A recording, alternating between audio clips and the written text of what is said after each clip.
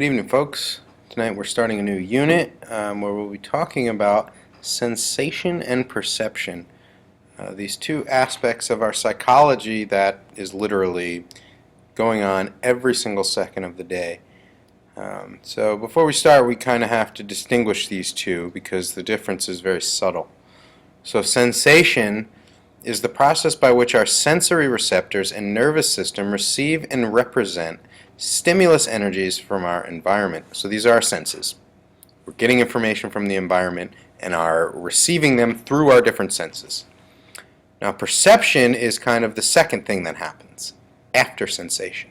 The process of organizing and interpreting that sensory information, enabling us to recognize meaningful objects and events. So sensation without perception is meaningless. Sensation without perception is often what we process automatically. Now when we perceive something, that means there's a certain meaning involved, there's ideas involved, there's feelings, it conjures up associations in our brains.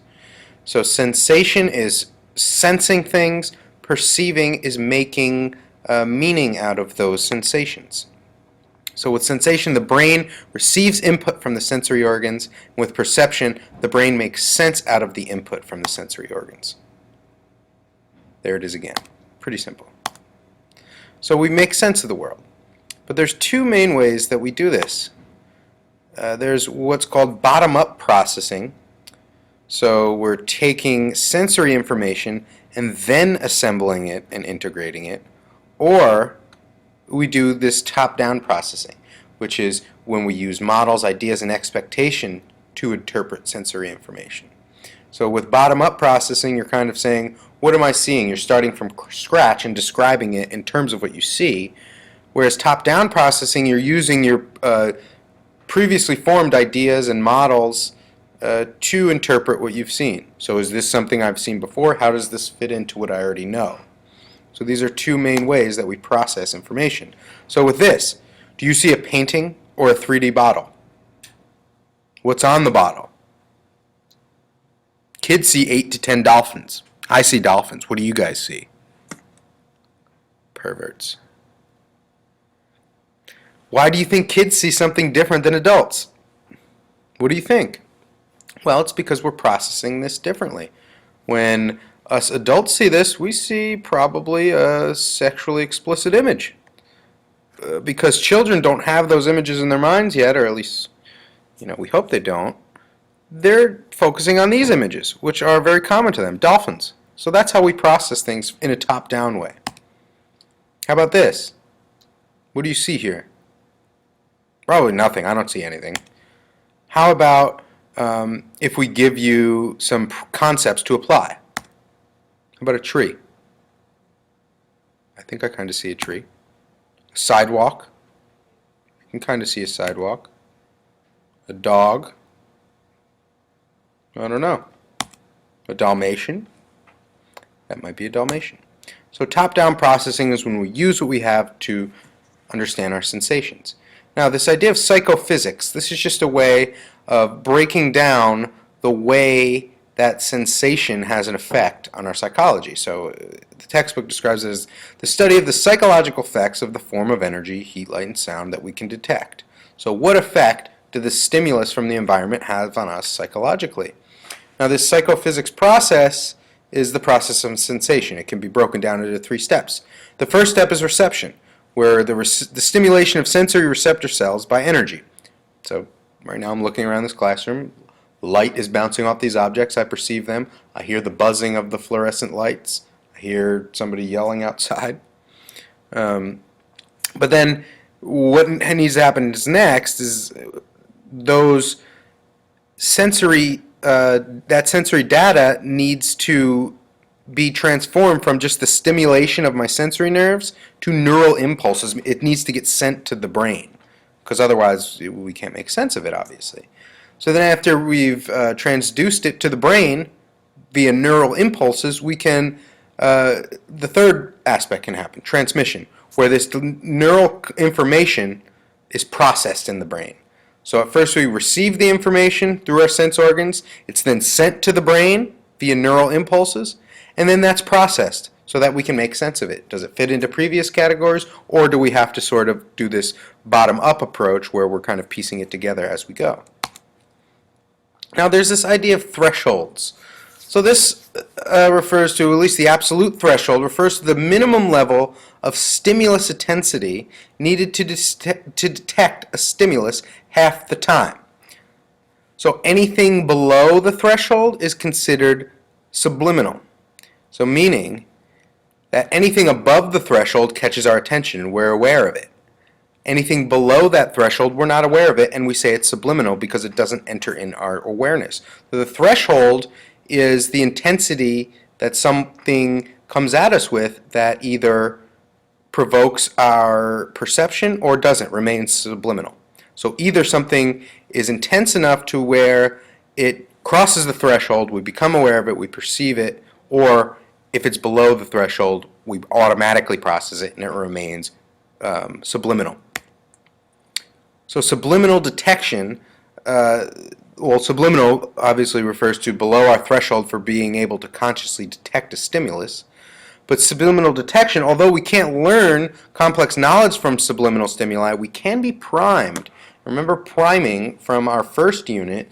It's where we receive like a sudden flash of something. For example, those kids, when they saw a flash of Santa Claus, just very subliminally, they weren't even aware of it, their behavior changed. The fear of not getting Christmas presents, just provoked by that image of Santa Claus, changed their behavior. So this is how subliminal messaging, subliminal information works. It works on an unconscious level. So it stimulates something in our mind, but we're not aware of it, but then our behavior or our thoughts are still affected. That's what we call priming. So we may look longer at the side of the paper, which I've just showed a nude image, for instance. Right? I think we're all kind of primed to do that. But sometimes absolute thresholds are not absolute. So there's what's called signal detection theory. And this refers to whether or not we detect a stimulus, especially amidst background noise. So this depends not just on the intensity of the stimulus, but on other psychological factors, such as the person's experience, expectations, motivations, and alertness. So this refers to what we're tuned into as individuals. We are all tuned into different things. So I may be more tuned into a specific sound in my environment, therefore I will hear it, and it will be above the threshold. So the point to take home is all of our thresholds are different. There's not one threshold for all of humanity. We're all aware of different things at different times, and all of these factors are affecting this. So there's also sensory adaptation. So to detect novelty in our surroundings, our senses tune out a constant stimulus. So for example, the humming of these fluorescent lights. I tune it out after a while because it's ineffectual. It's just kind of there, so I'm not focused on it. I'm not devoting any energy to it. I'm looking for someone coming in the door of the classroom, an announcement on the PA interrupting my lecture, something like that. So the rock in your shoe or the ticking of a clock are more difficult to sense after a while. You kind of get used to it.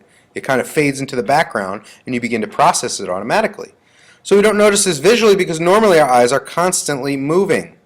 However, if you concentrate on keeping your eyes in one spot, you'll see the effects, as long as you adjust stimuli in the following slides. So check this out.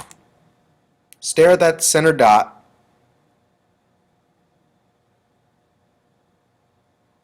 Keep staring, and when I stop, I want you to immediately look at a doorway or a window or something. Okay? Keep staring.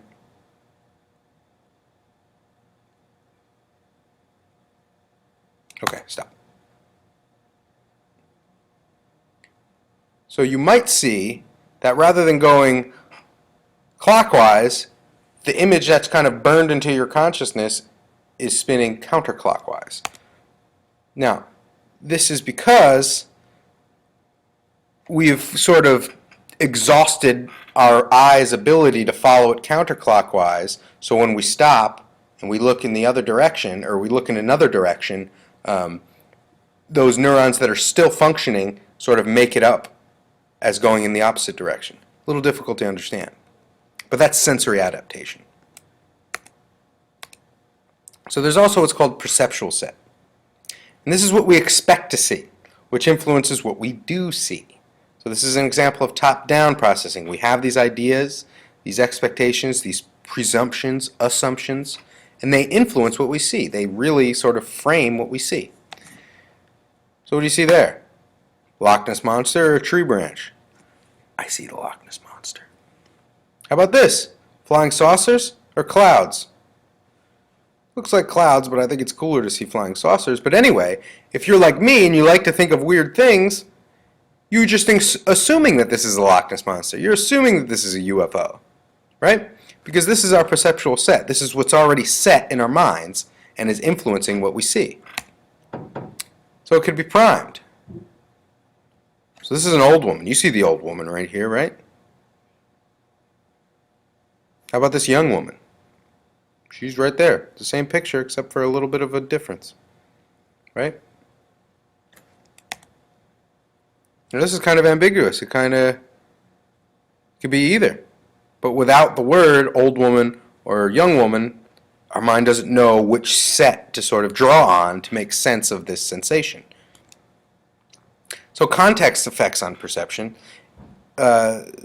Which picture does the center dot look larger?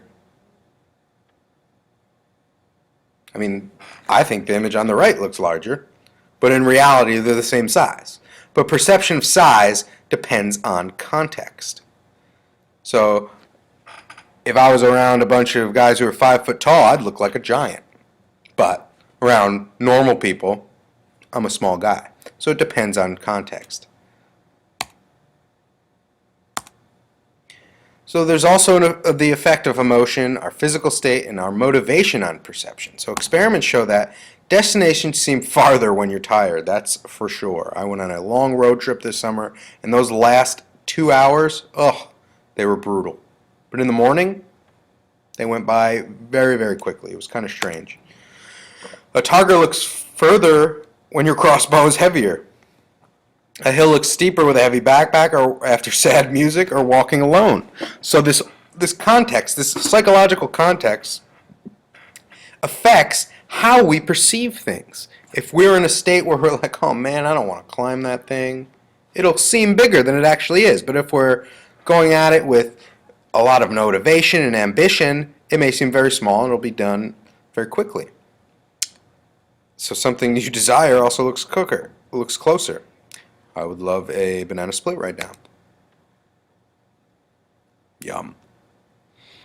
All right, that's all we're going to do for today, ladies and gentlemen. Have a wonderful evening. I'll see you tomorrow.